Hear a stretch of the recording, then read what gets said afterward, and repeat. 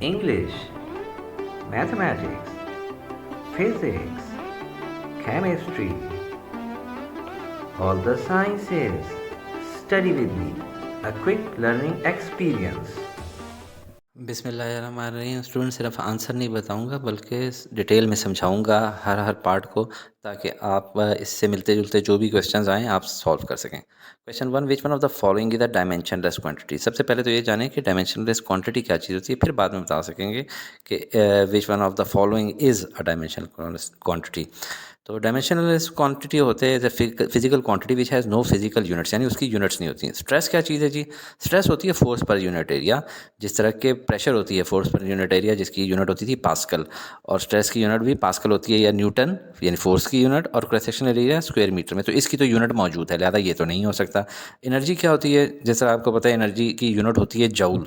तो एक तो आपको वैसे ही पता है जूल है। वैसे काइनेटिक एनर्जी mgh होती है, सॉरी हाफ mv² होती है, और पोटेंशियल एनर्जी mgh होती है, और इन दोनों की यूनिट भी होती हैं जूल में।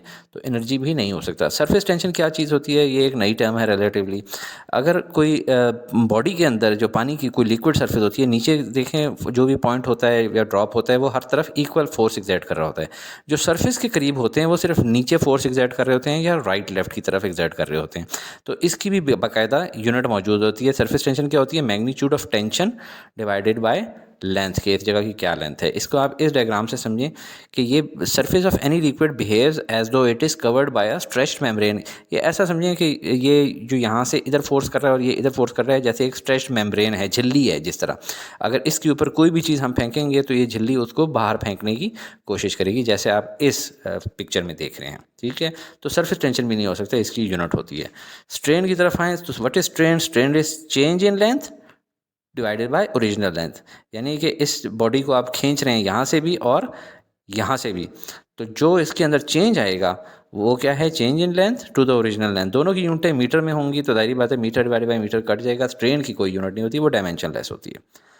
Question number two, if a body moves towards earth under the effect of gravity, मतलब ग्रेविटी के तहत एक बॉडी नीचे की तरफ आ रही है, तो neglecting air resistance it's motion is called. इन चारों को आहिस्ता आहिस्ता देखते हैं। फ्री फॉल क्या होती है?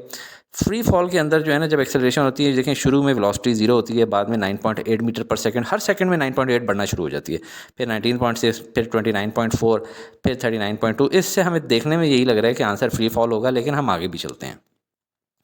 पैराबोलिक क्या होता है? पैराबोलिक तो पाथ यूं करके जा रहा होता है, ठीक है, ज़्यादा ये वाला तो हो नहीं सकता, क्योंकि ये बिल्कुल फ्री फॉल नहीं कर रहा होता, ये बाद में एंगल पे जा रहा होता है, थोड़ा आगे भी जा रहा होता है। बिल्कुल फ्री फॉल जो होता है बिल्कुल स्ट्रेट नीचे आना चाहिए। ग्रेविटेशनल क्या होती है? ग्रेविटेशनल मोशन कुछ भी नहीं होता। इसने क्या कहा है? Neglecting air resistance it's motion is called, उसको ग्रेविटेशनल मोशन थोड़ी कहते हैं जो नीचे आ रहा है, उसको ग्रेविटेशनल फोर्स की वजह से होती है। उसको ग्रेविटेशनल फोर्स होती है जो कि चीज़ों को नीचे पुल कर रही होती है। और आखिरी आ जाता है यूनिफॉर्म। क्या यूनिफॉर्म मोशन है ऊपर से नीचे या नहीं? एक्सेलरेट हो रहा है, ठीक है ना, नीचे आते हुए एक्सेलरेट हो रहा है, यूनिफॉर्म वेलोसिटी नहीं है। देखें यहाँ पे 0 metre per second, 9.8 metre per second, 19.6 metre per second, तो यूनिफॉर्म वेलोसिटी नहीं है, एक्सेलरेशन हो रही है। तो बेसिकली हमारा आंसर जो होगा फिर वो क्या होगा? Free fall. Motion of an object when gravity is the only force acting on it, all objects near earth accelerate at 9.8 metre per second square in the absence of air resistance. तो free fall हमारा answer है। Question number three, which one of the following quantities never change for oscillation of two bodies in an isolated system?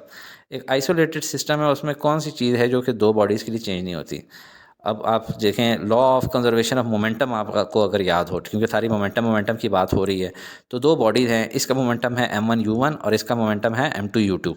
जब ये दोनों टकरा जाएंगी तो वापस ये वाली टकरा के इधर जा रही है, अब इसका मोमेंटम चेंज हो रहा है क्योंकि वेलोसिटी इसकी चेंज हो रही है। पहले u1 थी, अब जाहिर बात है इससे टकराने के बाद वेलोसिटी या बढ़ जाएगी या कम हो जाएगी। इस केस में देखें तो इसकी वेलोसिटी बढ़ जाएगी और इसकी वेलोसिटी कम हो जाएगी, क्योंकि इसकी पहले वेलोसिटी ज़्यादा थी, ओवरऑल इसका जो है मोमेंटम ज़्यादा था, और इसका मोमेंटम कम था क्योंकि छोटा वेट था, ठीक है, छोटा मास था। तो ये जब टकराएंगे इसकी मोमेंटम हो जाएगा m1v1 और इसका मोमेंटम हो जाएगा m2v2। तो law of conservation of momentum कहते हैं कि पहले जो मोमेंटम था m1u1 प्लस m2u2, इन दोनों का मिला के जो टोटल मोमेंटम था वो बराबर होगा टक्कर लगने के बाद जो इन दोनों का मोमेंटम होगा। तो total momentum of the system जो है वो सेम रहता है। तो c is the answer. Question 4. A stone is thrown to perform projectile motion. Which one of the following is true for vertical acceleration of stone? ये आप diagram से समझें।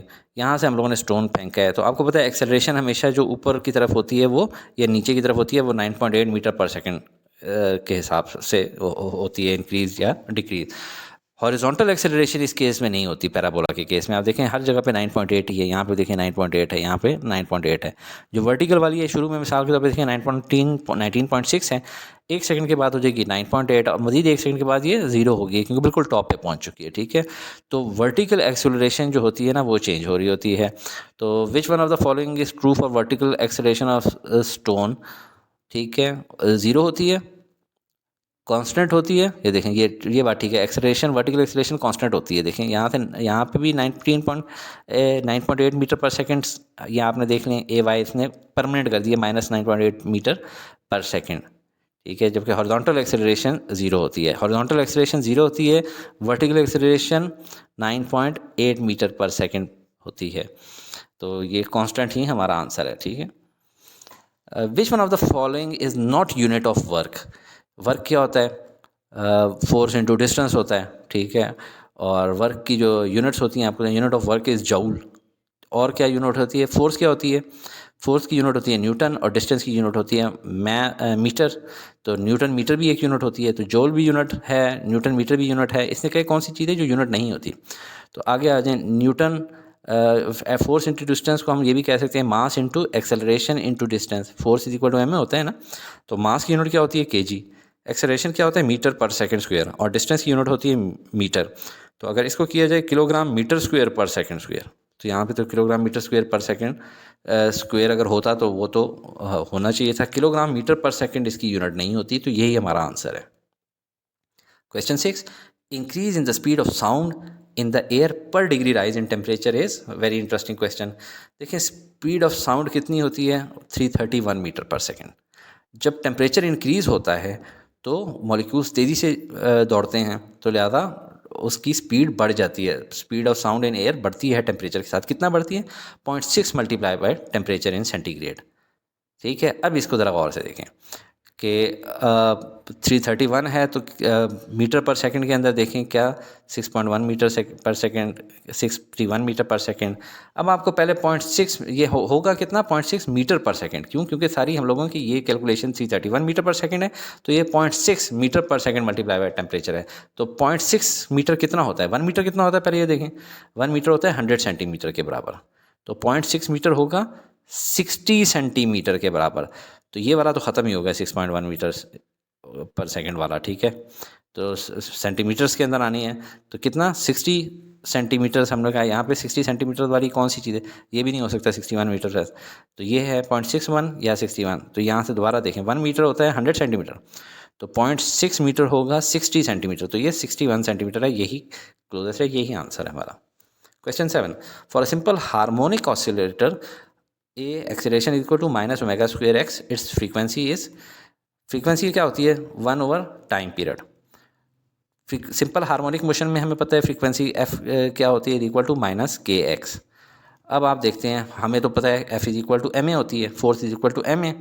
तो मास इंटू एक्सेलरेशन, अभी एक्सेलरेशन की जगह अगर हम ये वाली डाल दें value minus omega square x, तो f is equal to m into minus omega square x. खोल दें इस ब्रैकेट को, minus m omega square x.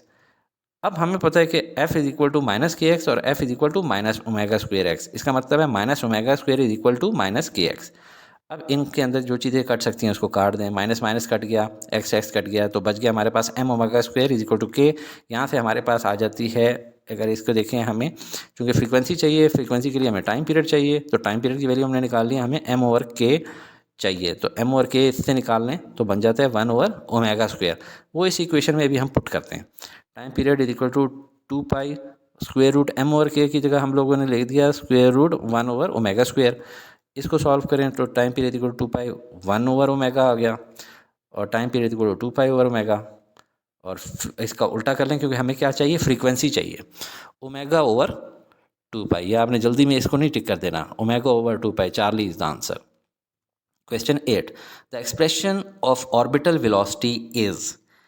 ये आपको डायग्राम याद होनी चाहिए। जो भी चीज़ मिसाल के तौर पे सेटेलाइट यहाँ पे ऑर्बिट कर रही है, उसका ऑर्बिटल वेलोसिटी का फार्मूला होता है g, ये जो ग्रेविटेशनल कांस्टेंट होता है, m मास ऑफ अर्थ, क्योंकि बाकी जितनी भी चीज़ें होती हैं उनका मास इस अर्थ के मास के बीच में एक के साथ जो है नेग्लिजिबल होता है, डिवाइडेड बाय जो रेडियल डिस्टेंस है from the centre of Earth to that satellite या जो भी रोटेटिंग ऑब्जेक्ट है। तो यहाँ पे इसने स्मॉल आर दिया हुआ है, हमारे केस में देखा जाए तो सिर्फ कैपिटल आर की उन्होंने एग्जांपल दी हुई है, तो ये वाली हमारी ऑप्शन बन रही है capital G capital M divided by R square root. Question 9. Maximum drag force on falling sphere is 9.8 Newton. Its weight will be, इसको आप ज़रा पिक्टोरियली समझें। बॉल जब गिर रही होती है तो उसके ऊपर नीचे फोर्स ड्यू टू ग्रेविटी लग रही होती है और जो उसको रुकावट दे रही होती है हवा की रेजिस्टेंस, उसको कहते हैं ड्रैग फोर्स। जब टर्मिनल वेलोसिटी जब अचीव हो जाती है तो उस टाइम पे ड्रैग फोर्स बराबर होती है फोर्स ऑफ ग्रेविटी के। फर्दर देखें इस डायग्राम को, यहाँ पे ड्रैग फोर्स 0 है स्टार्ट में, उसका जो फोर्स ड्यू टू ग्रेविटी कितनी है -882, ये कांस्टेंट रह रही है आप देखें, ठीक है। जो जो एक्सेलरेशन क्या होती है रिड्यूस होना शुरू हो जाती है। एक्सेलरेशन इनिशियली क्या थी -9.8 मीटर पर सेकंड स्क्वायर, तो जो जो एक्सेलरेशन कम होना शुरू हो जाती है तो ड्रैग फोर्स बढ़ना शुरू हो जाती है, बढ़ती जाती है, ठीक है। एक वक्त आता है एक्सेलरेशन नीचे की तरफ 0 हो जाती है, यानी मैक्सिमम वेलोसिटी अचीव हो चुकी है, यानी टर्मिनल वेलोसिटी। तो इस टाइम पे ड्रैग फोर्स और फोर्स ड्यू टू ग्रेविटी बराबर हो जाते हैं। हमारा क्वेश्चन देखें, maximum drag force on a falling sphere is 9.8 Newton, यानी 9.8 Newton. Its weight will be, इस टाइम पे इसका वेट कितना होगा, उतना ही होगा जितना ड्रैग फोर्स है, ठीक है। ये आप इस मिसाल से देखें, drag force is equal to weight जब एक्सेलरेशन 0 हो चुकी हो, जो कि हमारे इस केस में था, ठीक है। हमारे केस में कितना जो है फॉलिंग स्फीयर को ड्रैग फोर्स पड़ रही है 9.8 न्यूटन, तो हमारी जो वेट होगा वो भी इस मौके पे 9.8 न्यूटन होगा। Question number 10. When length of a simple pendulum is doubled the ratio of old to new time period will be. ये बड़ी आसान सी चीज़ है, देखें पहले एक टाइम पीरियड होता है, time 1 is equal to 2 pi square root L1/G, यानी कि पहले जो टाइम पीरियड है वो है 2 पाई स्क्वायर रूट L1, पहला पेंडुलम है उसकी लेंथ 1 डिवाइडेड बाई G है। अब उसने क्या किया, when length of a simple pendulum is double, यानी L1 की जगह 2 टाइम्स L1 हो जाए, तो अब क्या करना है, ratio of old to new time period यानी T1 डिवाइडेड बाई T2 करके देखना है। अब आप देखें बाकी सब कुछ तो कट गया, नीचे सिर्फ स्क्वायर रूट 2 रह गया, equal to 1 divided by square root 2 या 1 ratio square root 2। This is our answer. Question number 11. The Stokes law is valid for, definition आपको आनी चाहिए स्टोक्स लॉ की। Stokes law calculates the drag force on a sphere, तो ये तो हमें पता लगा कि ऑल ऑब्जेक्ट्स के लिए नहीं होती, क्यूबिकल ऑब्जेक्ट्स के लिए भी नहीं होती, स्फेरिकल ऑब्जेक्ट्स के लिए होती है। As it's travel through a fluid, याद रखें फ्लूइड जो है obviously fluid gets the objects speed slower, चाहे पानी में डालें किसी और लिक्विड में डालें या एयर को भी फ्लूइड कहा जाता है। ये जो है ना किसी भी बॉडी को नीचे गिरने से स्लो करने की कोशिश करता है। तो spherical objects falling eight slow speed होना चाहिए, और ये आपको इसका फार्मूला याद होना चाहिए ड्रैग फोर्स का, 6 pi viscosity, radius of the particle and velocity of the particle, ठीक है। Spherical objects falling at low speed is our answer. Question 12. The locus of all points, locus means line of all points in a medium having the same phase of vibration is called crest, trough, wavelength या wavefront। हमें पता है crest, trough, wavefront नहीं है, लेकिन फिर wavelength नहीं है, ये wavefront ही होगा, लेकिन ज़रा तस्वीर से समझें। crest क्या होता है, it is a point, the topmost point, ज़्यादा ये line of points या locus of points नहीं हो सकता। trough क्या होता है, lowest most point in a wave, तो ये भी line of पॉइंट्स नहीं या लोकस नहीं हो सकता। वेवलेंथ क्या होती है, द डिस्टेंस या difference between one crest and the other crest, और distance between one trough and the other crest trough. तो ये भी सिर्फ 2 पॉइंट्स हैं, लाइन ऑफ पॉइंट्स नहीं है। तो वेव फ्रंट की अभी ज़रा शक्ल देखें आप, वेव फ्रंट के अंदर ये एक वेव है, इस पे ये वाला पॉइंट, ये वाली वेव फ्रंट है, वेव है, इस पे ये वाला पॉइंट, इस वाली वेव में ये वाला पॉइंट, तो ये एक लाइन ऑफ पॉइंट्स बन रही हैं एट द क्रेस्ट, ठीक है। तो इसको कहा जाता है वेव फ्रंट, ठीक है। अगला आ जाते हैं question number 13. Which one is the form of the first law of thermodynamics for isothermal expansion process. Very important question, हर साल इसमें से एक ऑब्जेक्टिव आ जाता होता है। आप देखें जब हीट ट्रांसफ़र की जाए इस ऑब्जेक्ट से, ठीक है, इसको प्रेस किया गया है किसी तरीके से, तो हीट ट्रांसफ़र करके किया गया है, वर्क किया गया है इसके अंदर, ठीक है। तो delta Q is equal to delta U plus W की आपको इक्वेशन मालूम होती है। इसको आप यूँ भी लिख सकते हैं, delta you is equal to delta Q minus W, आप इसी को याद किया करें। डेल्टा क्यू होती है हीट गिवन, और lost. Delta U is change in internal energy, कि इसको प्रेस किया जा रहा है हीट करके या हीट पीछे पुल करके, तो इंटरनल एनर्जी चेंज हो रही होती है। W is the work done. आप देखें, आपको 4 तरह के प्रोसेसेस पता हैं। आइसोबैरिक प्रोसेस, ये बैरोमीटर आपको याद होगा प्रेशर मेजर करता है, और आइसो मीन्स सेम, यानी सेम प्रेशर। अभी यहाँ पे देखें, इस ढकना हटा हुआ है बर्तन का, तो इसके ऊपर एक ही प्रेशर है, वो एटमॉस्फेरिक प्रेशर है। वॉल्यूम इसका चेंज हो रहा है, क्यों? क्योंकि जो भी पानी गर्म हो रहा है उबल के, उससे बॉयल हो के पानी बाहर फ्यूम्स बन के निकल रहा है। ठीक है, तो ये है constant, pressure remains constant. Isochoric pressure, यहाँ पे प्रेशर कांस्टेंट रह रहा है, तो यहाँ पे वॉल्यूम कांस्टेंट रहेगा। ठीक है, इसीलिए आप देखें ढकना बंद किया हुआ है, जो भी चीज़ फ्यूम्स बन रहे हैं, वाटर वेपर बन रहे हैं, वो दोबारा अंदर गिर रहे हैं। ठीक है। Adiabatic process, no heat transfer, ना कोई हीट अंदर जा सकती है ना कोई बाहर आ सकती है। आइसोथर्मल प्रोसेस वो होता है जिसमें आइसो सेम थर्मल टेम्परेचर से निकला है, सेम टेम्परेचर रहता है। ये उस मौके पे होता है जब पानी उबल रहा हो, मिसाल के तौर पे। ठीक है, पानी उबल रहा है तो इसका मतलब हीट तो हम दे रहे हैं, लेकिन वो हीट क्या जा रही है, वो इसका टोटल इंटरनल एनर्जी बढ़ाने पे यूज़ हो रही है? नहीं, वो किस लिए यूज़ हो रही है? इस पानी की फेज़ को कन्वर्ट करने के लिए वाटर से वाटर वेपर्स में। ठीक है, तो इसका डेल्टा यू सेम रहता है। ठीक है, डेल्टा टी सेम रहता है। जब डेल्टा टी सेम रहता है तो ऑब्वियसली डेल्टा यू भी सेम रह रही है। आप देखें, टेम्परेचर नहीं बढ़ रहा, और इसका मतलब है टोटल इंटरनल एनर्जी भी इसकी नहीं बढ़ रही। क्यों? क्योंकि एनर्जी तो यूज़ हो रही है पानी को उल्टा उबालने में। अब देखें, आपने ये फर्स्ट लॉ ऑफ थर्मोडायनेमिक्स की इक्वेशन मैंने आपको दिखाई थी, delta you is equal to q minus डब्ल्यू। इसमें डेल्टा यू 0 हो गया है, तो इसका मतलब क्यू इज इक्वल टू डब्ल्यू, so a is our answer. Question 14, the process in which no heat energy enters और leaves the system is called. ये हमने अभी एग्जांपल से देखा था। ये देखें, जिसमें कोई ना एंटर हो रही हो हीट एनर्जी, ना बाहर जा सकी हो, इसको कहते हैं एडियाबैटिक प्रोसेस। ठीक है, या एडियाबैटिक प्रोसेस भी लोग कह देते थे। तो ये हमारा आंसर है A. Question 15, a stone is moving with uniform speed in vertical circle by mean of a string, the tension in the string will be maximum at. आप वैसे आप खुद सोचें कि इस क्वेश्चन के अंदर आपने ये एक यहाँ से आप एक पकड़ा हुआ है स्ट्रिंग के साथ एक स्टोन, आप उसको यूं यूं करके घुमा रहे हैं हाथ से। ठीक है, तो जब आपके हाथ जब यहाँ आता है तो उसने पूरा जोर लगाना है ऊपर की तरफ जाने के लिए। ठीक है, आपको फोर्स लगानी पड़ती है ज़्यादा। तो ये वाली जगह होती है जहाँ पे सबसे ज़्यादा जोर लगता है, यानी कि at the lowest most point. लेकिन इसको मैथमेटिकली समझें।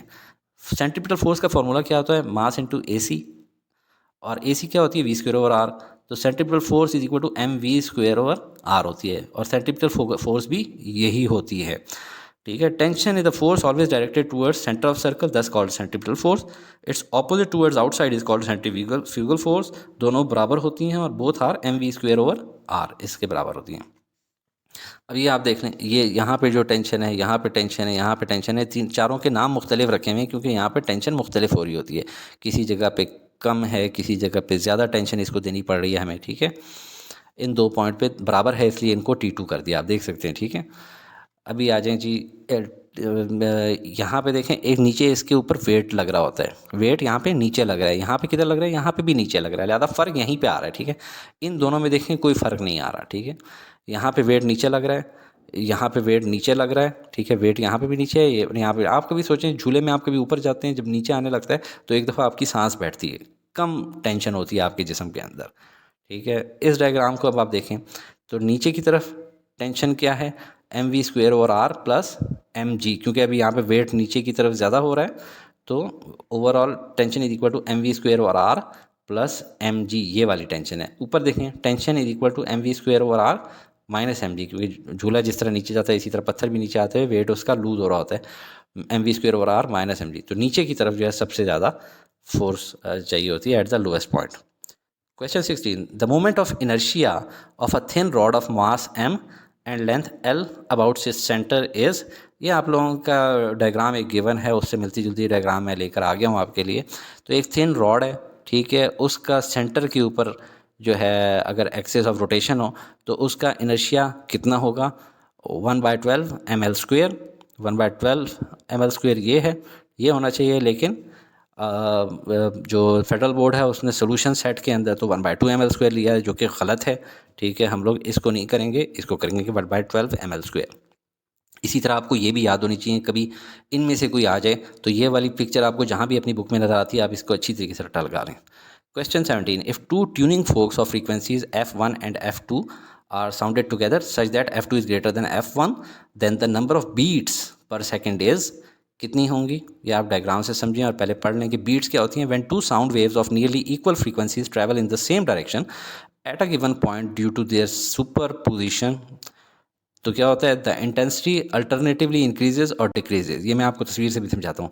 पीरियोडिक वैक्सिंग एंड विंगलिंग of sound at a given position are called beats. ठीक है, ये डायग्राम देखें, ये फ्रीक्वेंसी 1 है, 19 वाइब्रेशंस पर सेकंड है, ठीक है, और ये है फ्रीक्वेंसी 2। तो जो इनका डिफरेंस है, मतलब जो ग्रेटर है माइनस द स्मॉलर वैल्यू, उतना जो है नंबर ऑफ बीट्स होती हैं। इसमें देखें कितनी दफ़ा विंगिंग हो रही है। मिसाल के तौर पे यहाँ पर ठीक है, तो ये जो 1 सेकंड के अंदर एक ही बीट आ रही होती है, एक ही दफ़ा या जू हो रहा है। ठीक है, आगे देखें, मिसाल के तौर पे ये एक फ्रीक्वेंसी है 24 हर्ट्ज़, ये ज़्यादा फ्रीक्वेंसी है 30 हर्ट्ज़। तो आप देखें 30 माइनस 24 इज इक्वल टू 6, तो 6 बीट्स पर सेकंड होंगी। अब आप देखें यहाँ से 1 सेकंड का ये वाला टाइम पीरियड है, ठीक है। इसमें देखें